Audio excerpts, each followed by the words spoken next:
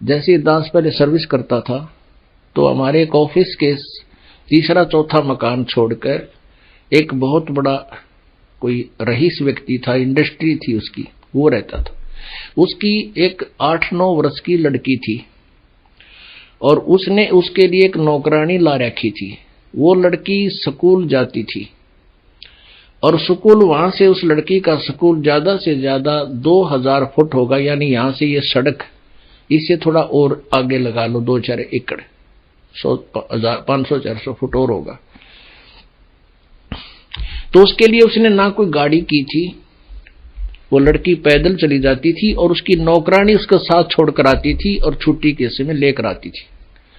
दोपहर के समय गर्मियों में देखा एक छोटा सा छाता, वो उसकी नौकरानी तो धूप में और उस लड़की के ऊपर छोटे से छाते से वो छाया करके ले जाती और लाती थी।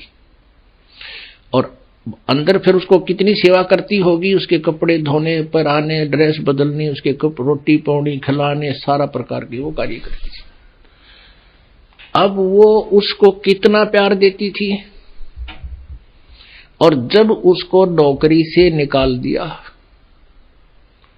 उसने मुड़कर देखा भी नहीं वह लड़की भूखी है कि प्यासी है, क्योंकि उसको पता था कि तेरी नहीं है।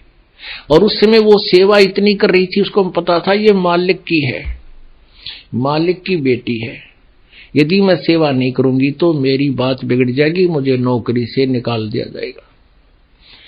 ये सोचकर मालिक की बेटी समझ के वह इतनी सेवा कर रही थी, स्वयं धूप में और उसके ऊपर छाया। ऐसे ही आप जी ने ये बच्चे पोते पोती बेटा बेटी जो है,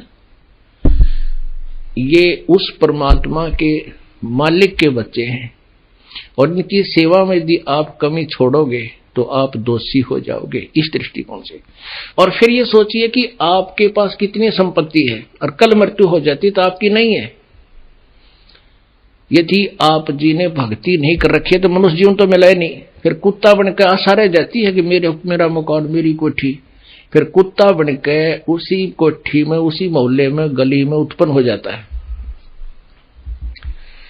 और जिस कोठी को बनाने में सारा जीवन लगा दिया, अब उसका उसमें प्रवेश भी निषेध है उस कुत्ते का, और बाहर गली में बैठा है उसकी छाया में बाहर।